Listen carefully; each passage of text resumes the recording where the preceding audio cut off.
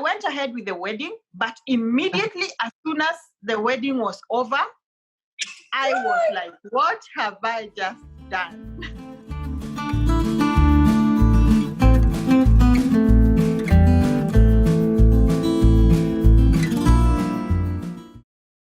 Okay. Hello, Mo on the Go fans. How have you been? How's everything going?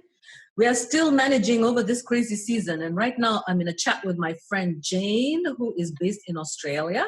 Jane, where in Australia are you? I'm in Canberra. That's the Australian Capital Territory. Is it on the west, east, south, north? Where is it? Oh my God. What's that? Is it's it like near Melbourne? It's like east, southeast, kind of. Southeast, okay. Just wanted to have a clue. Like, so you're closer to the South Pacific Ocean, yeah? All right, that's good. So anyway, Jane is a Kenyan who is based in Australia and has been there for 7 years. She's a great friend of mine. I met her on a platform that I started a while back. It's called the Gender Caucus, GEC. And Jane just stood out as a person who is very conscientious about other people because there was we were trying to rescue a lady and she immediately offered to help. So because of Jane, we did a lot for that lady. We put her in the house and all that. She sent some money and she continued to support her. In fact, she even educated her. So Jane, I'm talking about you in the third person, but basically it's you that I'm discussing, yeah? Since then, Jane and I have grown in friendship, and there's a lot that she would like to share. And I really requested her to come on the platform and share it with other people because her experience, especially to do with relationships, being a single mom and also being a married lady and having gone through relationship challenges and coming out through now onto the other side is going to be really helpful for a lot of people, especially ladies in relationship today. So Jane is somebody I admire and I welcome her to the platform. Welcome, Jane. Thanks, Mo. So now, my dear, without any further ado, can you just tell me, based on your experiences in Australia, what has stood out to be the greatest, should I say, benefit of having traveled and lived in Australia, or the greatest challenge? First of all, I can say the greatest benefit, the difference between when I was in Kenya and when I'm here is that I am able to comfortably provide for my children. When I was in Kenya, as you know, the income, especially at what I was earning at the time was very little. So I could hardly even put my daughter through school without getting support from my parents and my family. But at least from here, I can support my family instead. I can support the children and also manage to support my family back home. So it's so much better in terms of economically, it's much better compared to the way I was in Kenya. But then the challenge here, on the other hand, the challenge here is that now we don't have any family support as much as we do back home. So like if I need someone to help with the baby, it's harder here because you have to do it all by yourself. So so that's where the challenge comes. Yeah, that must be a huge challenge because, like over here, we really rely on a lot of support from our moms, house helps, aunties, siblings, and then you're there all by yourself. Let me tell you, when I went to the States, that's when I realized how women work so hard in Western countries. I think that they're even overworked to some extent because everything falls on the shoulder of the woman in those on one woman specifically. So tell me now, Jane, so tell us a little bit about your background. So you studied in Kenya and you went to university and did what background? What is it? You told me something to do with design? Yes. So when I was in Kenya, I studied graphic design. It was called Kenya Polytechnic University College. Right now, I think they've changed the name to Technical University of Kenya. But yes, when I studied, it was Kenya Polytechnic, and I did a diploma in graphic design. And I practiced that for about 2 years in Kenya before I moved to Australia. Is that what you're doing there? So when I got to Australia, I had to change my career. I changed to nursing. Yeah, although when I was coming here, like the whole application process was to help me come and do an advanced diploma in design and then later do a degree, like advance the career in graphic design. But then when I got here, my sister didn't like my graphic design very much. So she advised against doing it. And she supported me through and advised me more towards studying nursing. Yeah. I remember you told me that you're one of 9 children in the family and you had a sister who was already living in Australia. And she supported you to come to Australia, right? Yes. Yeah. So basically, tell me about your relationship with your siblings, your sisters, and how that has influenced the person that you've become today. So I've got 3 sisters in Kenya and 1 sister here. I'm one out of 9 siblings, so 4 brothers and 5 sisters. Our family, the way we've grown, we are very supportive of each other. So nice. Yeah, because we had to get independent right after finishing high school. You sort yourself and find your way. That's how we grew up. So everybody had to grow up hustling. And so we ended up supporting each other. That's so nice. Nowadays to find families that support each other, they're rare, So now tell me about, about your experience being a single mom. Also for me, I was a single mom for 20 years before I got married, right? And for you, you were a single mom. You left your daughter when she was young, right? In Kenya. And then you traveled to Australia and went and did nursing. So how was that? How did that feel to leave your daughter? And how did you then from there end up having another child as well and being a mom now to a little baby? Yeah, so it was very, very difficult to leave her. That was the first time I was leaving the country. I had never left the country before. So leaving the country and leaving her behind, she was 7 years old at that time. It was very, very hard. I left Kenya in 2013. Yeah. And I remember when I got to the plane and took off, as the plane was taking off, I was just crying. I was pouring the tears that I cried that day. I was even shocked that the guy sitting next to me didn't notice how much I had cried. So I cried a lot. It was very, very difficult to leave her behind. But then she stayed back home 2014 and 2015, and I was able to bring her here in 2016 after I had finished my first studies. When I finished my diploma of nursing at the time, so I was able to bring her here. Yeah, but then my second baby was born this year in January. And the difference between the time I had my daughter and now that I have my son is 14 years. There's a 14-year difference. Oh, that's huge. Yeah. So can I assume that, what about you, the father of your daughter, did he travel with you to Australia? No, he didn't. So as soon as I had the baby, pretty much, I think we went apart when I was about how many months pregnant? Because he saw me off. He saw me off when I was about 7 months pregnant. And I was living in Nakuru at that time. Okay. And he helped me do the shopping for the baby. And then I went to Nairobi to my mom, to live with my mom. And I was about 7 months pregnant. That was in February. And the baby was born in April 2005. So from the time I left, from that time when he saw me off, he was never in the picture again. Just imagine. So when the baby was born, he didn't come to see the baby. He didn't do much. He didn't participate. He just kept lying. Every time I asked him anything, like he would promise to come and he doesn't come. He will promise to do something, like send some money or something and doesn't send. So he just never was in the picture. That must have been so hard for you, man. If I might ask, how old were you that time when you were, being left like that to fend for yourself and your baby?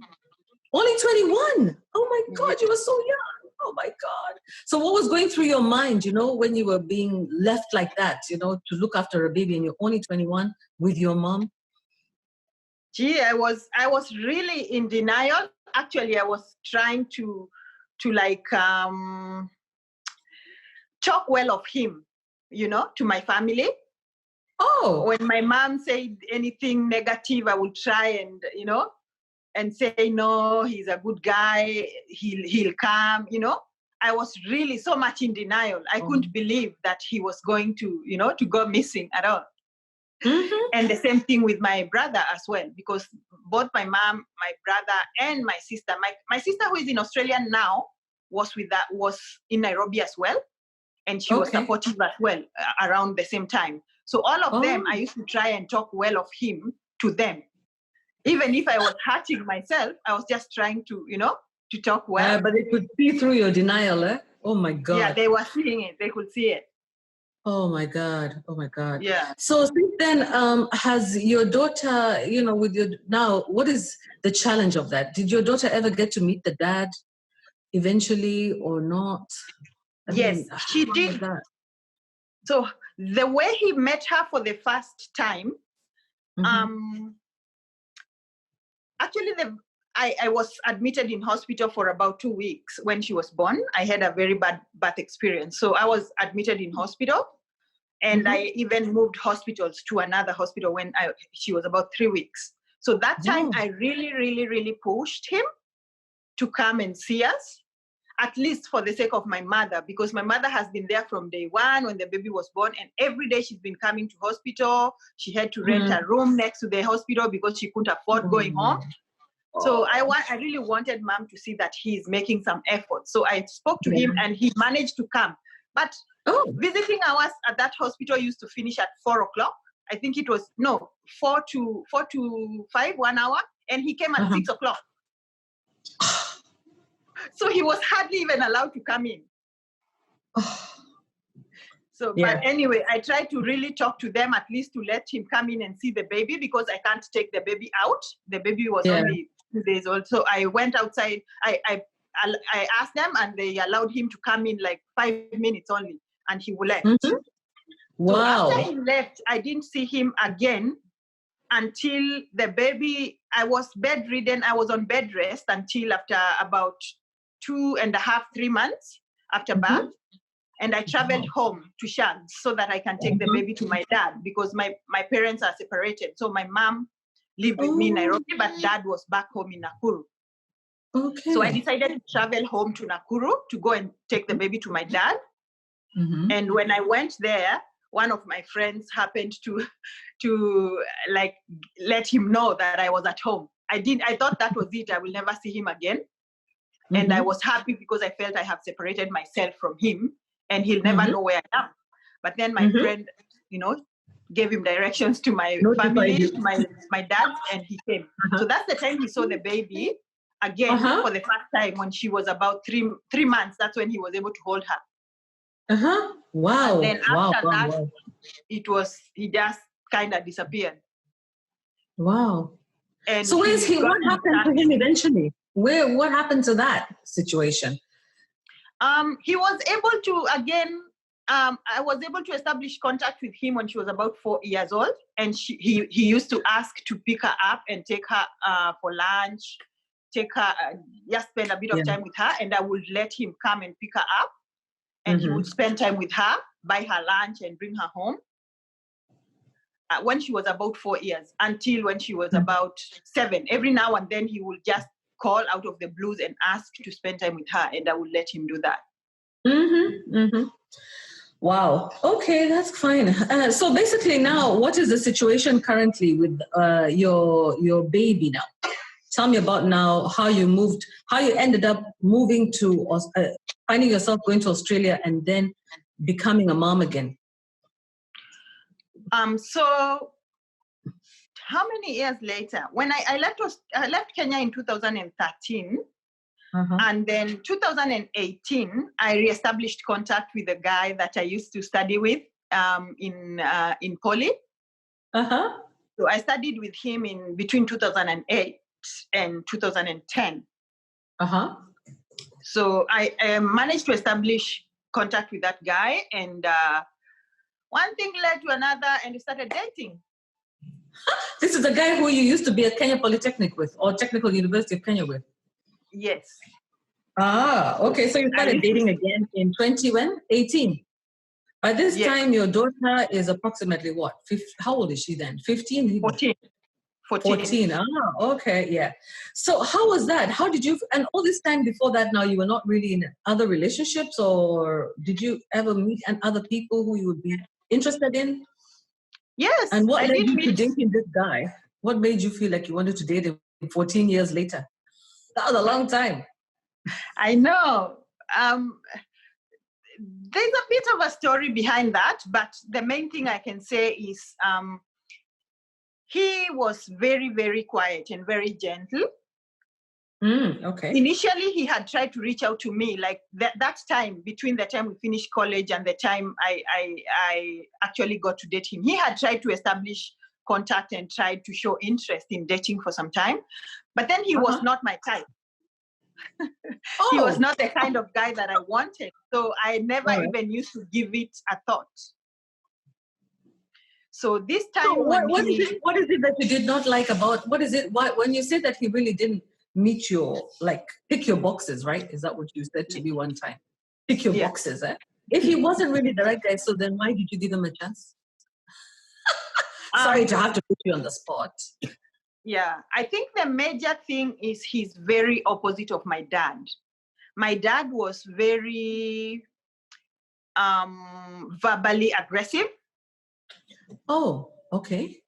And this guy is completely opposite. He's so quiet you can hardly hear what he's saying when you're having a conversation. Oh, really? Okay. He is so gentle. So just that difference of that gentleness, the difference between him and my dad, that was, I think that was the main thing. Yeah. So you're looking for someone who's different from your dad, actually. Yes, although now in my initial boxes, as you've called them, there was nothing like that. You know, I had not said that I want somebody who is not like my dad. Okay. I had so what was the boxes?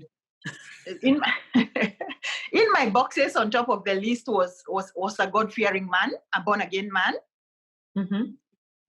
And then this born-again man needed to be very tall. Yeah, because you're also so tall. How tall are you, by the way? I'm 5'8". Wow, that's like a model, man. Wow. Yes, both of my parents are tall, so I took after them. That's fantastic. Yeah, so I wanted a born-again guy, tall, and then he, somebody who I could relate with, easily. To me, I thought it would be easy to have rapport, when I meet this person, that we would have this instant rapport or something like that. Yeah, because we were together in school before, right? So you felt, no. This will be for a long time, so you'll have rapport instantly. Yeah, so in my mind, when I said yes to him eventually, even if I knew that he's not meeting this criteria, he's not ticking these boxes that I wanted to, to tick before I can say yes to a guy. But then I said, I had so many colleagues here who have gone through arranged marriages. And their arranged marriages are working. The Indian people, most of my colleagues, most nurses in Australia are Indians. Oh, really? I didn't know that. Okay. Yes, so most of my colleagues are Indians. So they kind of influence you to think about, dating a guy through, that you don't know very well. That influenced you. So that influenced you, the fact that they have been through arranged marriages and they seem to work. You thought that maybe you're being a bit too picky and that you should probably bring down your expectations, kidogo. Exactly. So that's what I thought. I thought these people, they marry someone they have never met before. Yeah. They marry someone that they don't know how they look, you know.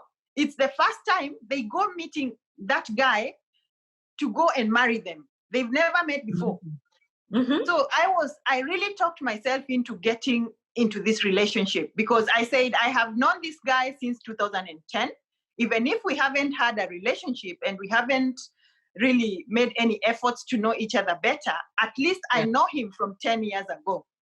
Mm-hmm. So I thought it will be easy to establish a relationship from the fact that I already know him and he knows me. Okay. Even if he doesn't tick your boxes. Even if he doesn't tick my boxes. Even That's if what I told myself. Yeah. Even if he's not showing up like a God-fearing man, he's even not even tall, he's short. All of that, you're not sure you can even strike a rapport. You decided, well, anyway, I think maybe I'm being too picky. And did you feel like age was kind of creeping up on you? Did you feel lonely? Did you feel like you're getting older, that maybe you'll lose your opportunity to eventually meet the right guy if you continue to be this picky and choosy? I don't think I even thought of that. Okay. Because anyway, the reality is I was getting older. By the time I was getting married, I was 34. Mm-hmm. But then I had always wanted to get married. You know, I have met so many people here who say in their life, getting married is nothing in their priority. So to me, despite having a child and haven't been married before, I still really wanted to get married. At 34 years old, I thought if I was to get married now, I still have enough. I still have a lot of time, you know, to live as a married person.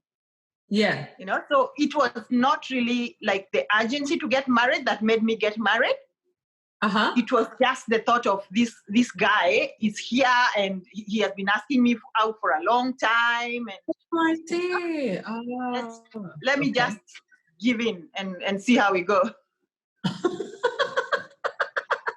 And we know how that turned out between me and you. My God.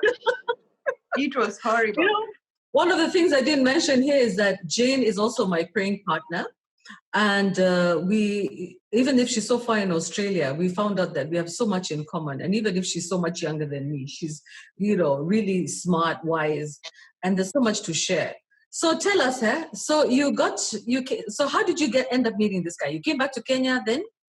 You came back to Kenya, then you met, and then you decided to get married immediately. I came to visit Kenya in 2018 in August. So, and that time, he had just started talking to me again, kind of, because we had never really been communicating properly. It's just saying hi, and then it will go another 3 months before saying another hi. So 3 months. Oh God. Yeah. So he happened to. I know. So he happened to reestablish contact a little bit more just before I came home. And so I decided I was going to surprise him when I get home. I didn't even tell him I was coming to Kenya. So I surprised him when I got there. He was very, very surprised. Like he could even hardly talk even a single word. He was shocked to see me. Yeah, for a guy who doesn't even hardly talk and you can't even hear him, you can just imagine him going completely quiet. You know, I can actually tell you the number of words he spoke that time. Hey, how many were there? It was less than 10 words. Oh my God. But you know, they say that still waters run deep, you know? So maybe him being so quiet was also kind of mysterious for you. So that must have been an attraction, part of the attraction, isn't it? Yeah, that's all true. Right. So I remember you invited me to your wedding. I was so excited, you know, Kwanzaa being a member of the gender caucus, you know, as a woman on the gender, you know, who was interested in gender issues. I was like so interested in, you know, coming to your wedding, looking forward. I remember you sent me, I think, a card how did you send it to me? I think you sent it to me on WhatsApp. I think it was an e-card. Yeah, we had an e-card. It was an e-card on WhatsApp, yeah. And I was looking for the venue and trying to figure out how to get there, and I wasn't able to find it. And trying to get information from you, trying to call you. You're not really quite responsive. What was going on, man? Why were you frustrating us like this? What was going on then? And the reason why I was being kind of elusive is because I was really, really down towards the time of the wedding. So we started dating I left home in August, and we started dating officially around November. Mm-hmm. And the wedding was in April. So we had only dated for a very short time, and it's a long distance relationship because we didn't even start dating at that August time that we met when I went home. We continued talking and officially began dating around November. So we were only together for about 3-4 months by the time we were getting married. November, December, January, February. Yeah, around 4 months by the time. But did you come and stay in Kenya, or did you go back to Australia? I went back to Australia at the end of August. So I came early August and left and came back to Australia. Okay. And then we you came continued back in April talking. to get married. Sorry. And then you came back in April to get married. Yeah, actually it was March, not April. See, I've even forgotten the date. Who forgets their wedding date? Gosh. I know. This wedding was just like, oh my God, I can't even explain. So I wasn't very happy with the fact that we have only known each other for a short time, but I was giving myself a lot of excuses why I should let it happen, because the distance wasn't making it any easier. And I was thinking, if we get married, the sooner we get married, the sooner we try to get him over to Australia. Because if we wait much longer, it means it will take so much longer for us to be together. Okay, yes, that's true. So I thought if we get married, it will be quicker for me to do the application as a married couple, to do the application to be for him to come over and be here with me. So I gave myself all the possible excuses to let myself get married at that time, even if my heart was really, really, I think I had a gut feeling that was like telling me no. But it's like I was just pushing it away. Yeah, it's like I just kept pushing it and pushing it and pushing it until even the last day, like the night before the wedding, I was on the phone for about like 3 hours with one of the pastors that were going to join us, trying to ask him to help me because I'm feeling like I shouldn't go ahead with this. Oh my gosh. Yeah. Then how did he react? What did he do? Did he not help you? He's supposed to help you. No, he didn't. He asked me, he said to me, actually, we were speaking in Kikuyu, and the direct translation of what he said to me was that you cannot make us do all this. You know, I think maybe you can interpret. If I say it in Kikuyu, you might be able to interpret. To translate it. Yeah, he said, "Dogetorutidia wera wawana." Oh, wow. Wow. So what actually he said was almost like an insult. You know, basically what he was saying is like, you know, you cannot make us work for nothing. Yes. You cannot make us do all this. Make us work for like child's play. Yes. This is not all like child's play. Exactly. Oh, no. And then to cancel. That's so sad. Okay, so finally what happened? So you went ahead with the wedding? I went ahead with the wedding, but immediately as soon as the wedding was over, I was like, what have I just done? Oh no, can you imagine? Oh my God, many people are looking forward to their honeymoon. Oh God.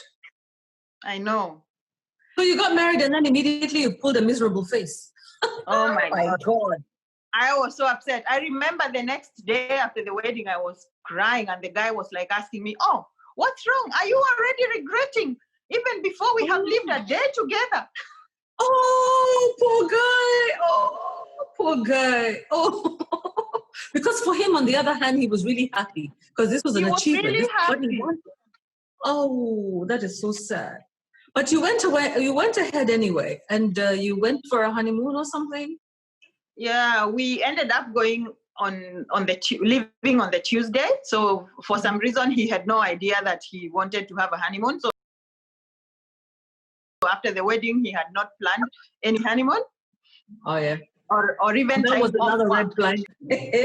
Yes, so he had not made arrangements for time off work for honeymoon. Wow. Yeah, so I was like surprised. How can somebody be planning for a wedding, and then the wedding is on Saturday, and Monday he's planning to go to work as if it's life as usual? Who does that? In my head, I thought, That is weird. And nothing really was how can I say it? Nothing was really going as I would have expected, I would have expected, like somebody who is organized, what happens after the wedding, you go for honeymoon. After the honeymoon, you just somebody who life to flow, But nothing was flowing. It wasn't flowing at all. So as soon as it was time to go for honeymoon, when we were there, I already had the thoughts of, this is not it. This is not working, and I'm not gonna stay. I already was thinking how I can go back to Australia, because I was so disappointed with myself.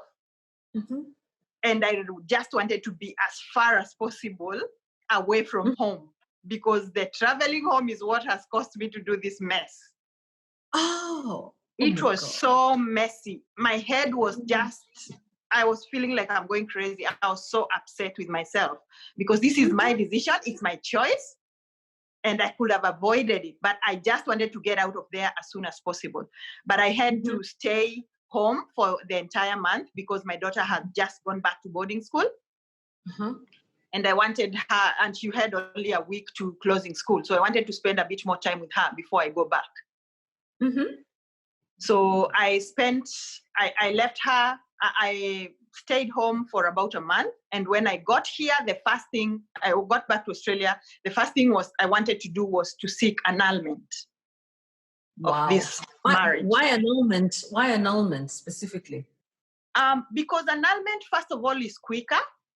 For annulment, if all the reasons align and it is approved, it can be up to 21 days from the day you apply for it.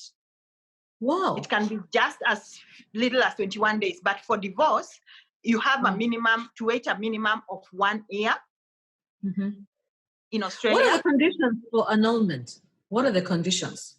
So for annulment, one of the conditions was false pretense, like if this person had given the wrong identity, so you married him thinking it was someone else. Okay. The second one was... You knew the guy. Okay, he didn't mispresent himself. Okay. Yeah, he didn't meet that criteria, because I knew him and he was the right person, right? The second thing that you can do annulment for is if this person is, I think, of unsound mind. So they had made up their mind to get married while they're not of sound mind. Oh, okay. Yeah, so you realize you married somebody who was not in their right senses or something like that. Okay. It's very good information for more on the Go fans. I know. And the third one was coercion.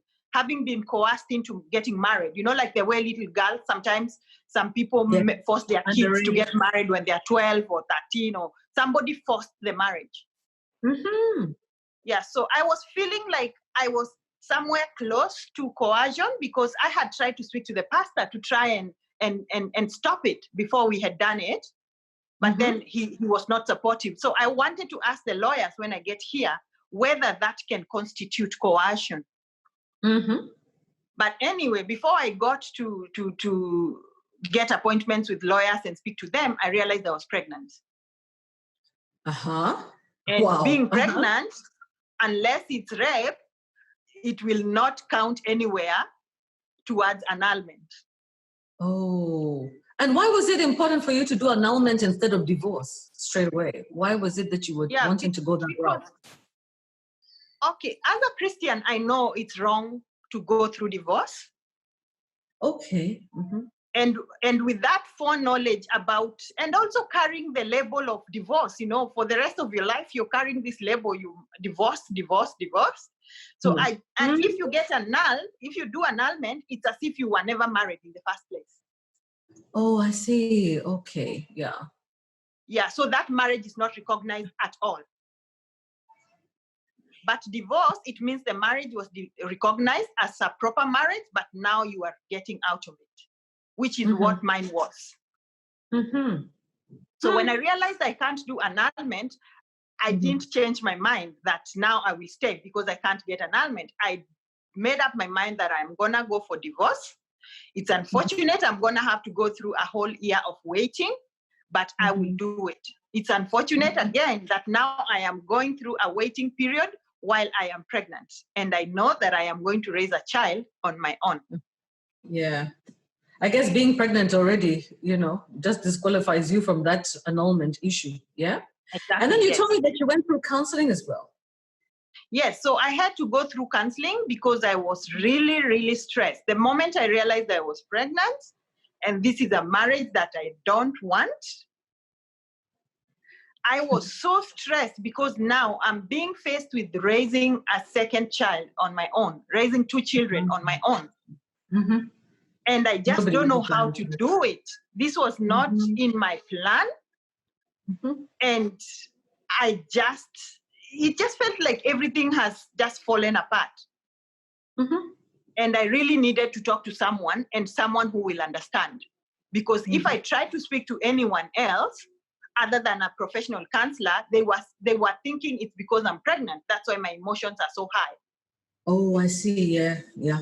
So I did not. I had tried to speak to somebody who I thought was very close to me, and the comment was that, don't worry, that's how people are when they're pregnant. As soon as the pregnancy is over, you'll find yourself in the right thinking mode and you'll be fine.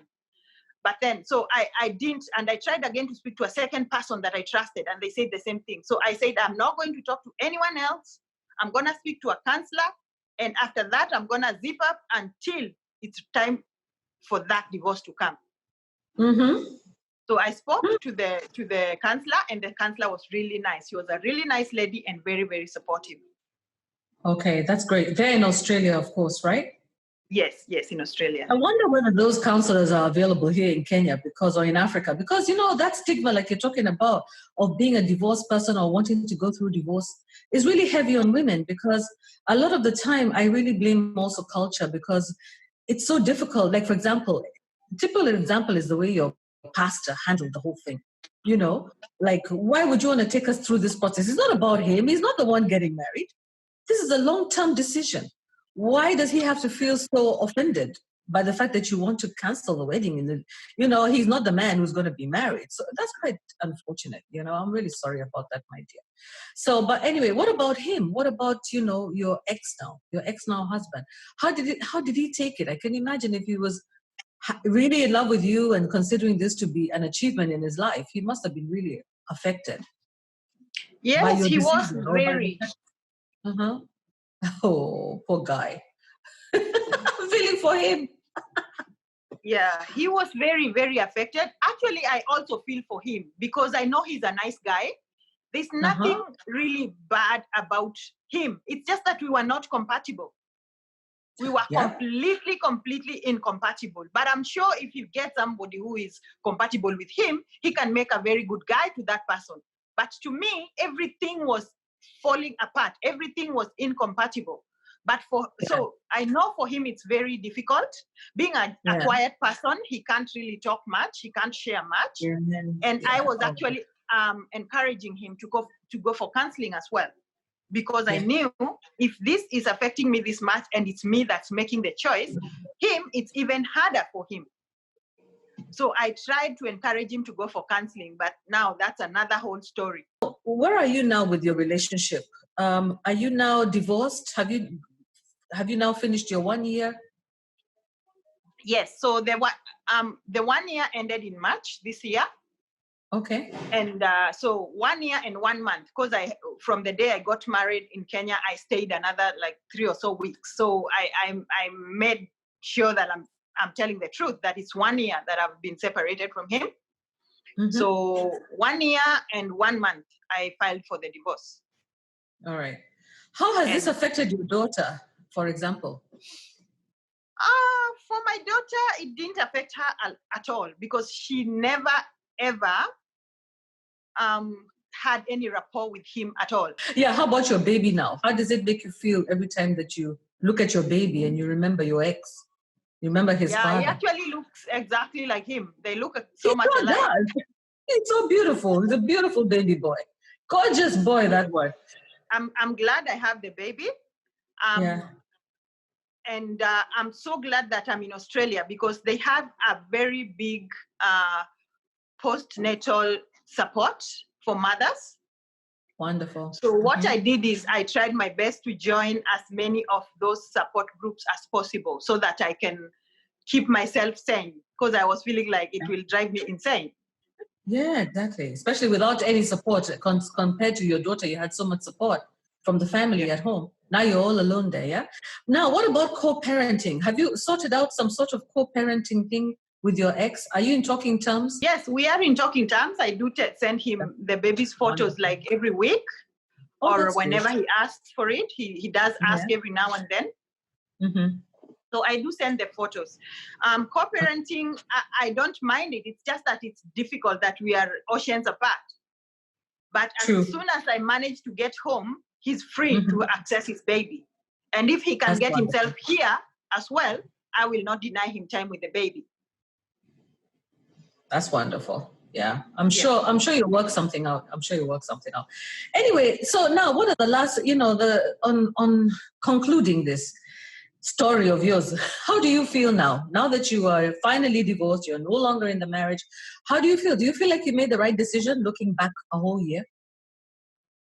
Yes, I feel I made the right decision to divorce. Okay. But for the whole of that year, the worst thing to get over is why did I have to do it in the first place? Like, why did I have to get married? Yeah. So what are the lessons learned now for people who are watching here? What do we say about this situation? What did you learn from that? Having been a single mom who really wanted to get married and got married really quickly and now is divorced, what would you say to other single parents or other single women who really want to get married and may also find themselves in this situation where you make a decision that's really, you have a gut feeling and just when you're going to make it that it's the wrong decision, but you continue with it anyway? Yeah, I think the first thing I can say is trust your gut feeling. When you feel like something is not right, when you're in a relationship with someone and you feel that something is not right, trust that feeling. Because if things were right, I'm sure for people who have had their relationship and they have been, they've been okay throughout their dating, I don't think they have this kind of gut feeling. And for me, that should have been a big warning sign. So that should be a warning sign to them if anybody goes through anything like that. And there's no hurry. It's okay to be single. That's one thing I have come to, to tell myself. It's okay to be single. Yeah, it sure is okay to be single, actually. Yeah. And there is no rush. There's no rush. There's no rush and there's no point of hurrying up because for me, I was rushing it, giving myself the excuse that we don't have much time to date. We will waste a lot of time dating rather than using that time to process the visa for him to come over. So I'd rather use a lot of time dating than rush into getting married and end up never even dating in the first place. Because for us, that's what happened.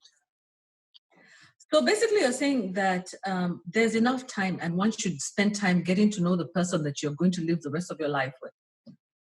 Yes, it's very important to spend enough time. There's no rush, rushing into dating and into getting married. You'd rather spend more time dating and getting to know the person. And getting to know the person, yes. Than to rush into marriage and to regret it. And normally, and this is a decision that's supposed to be a lifetime decision.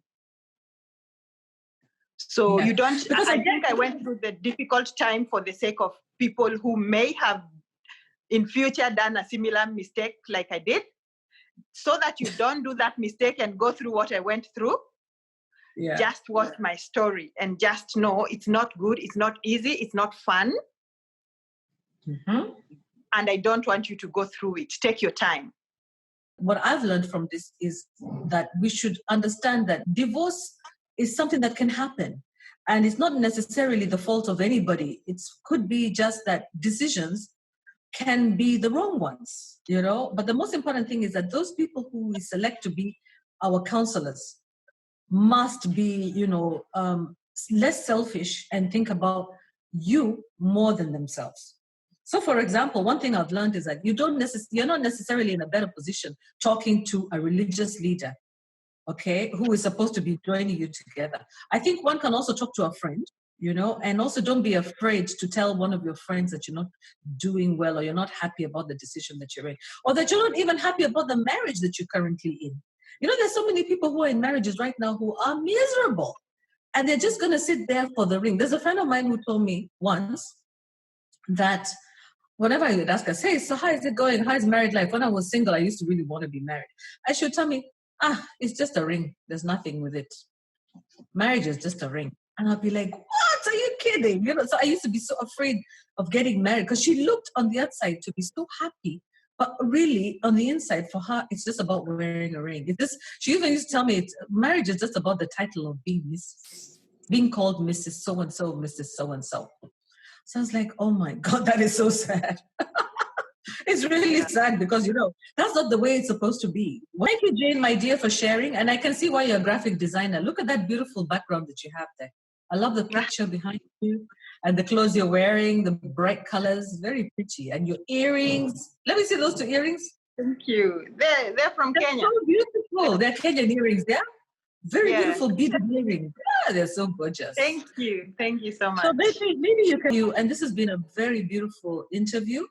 I've loved it. I've learned a lot from it. And I congratulate you for going with your heart eventually and for doing the right thing. I wish you the best. And I hope that you're going to continue to have a good relationship with your father's baby, your baby's father. Oh my God, your baby's father.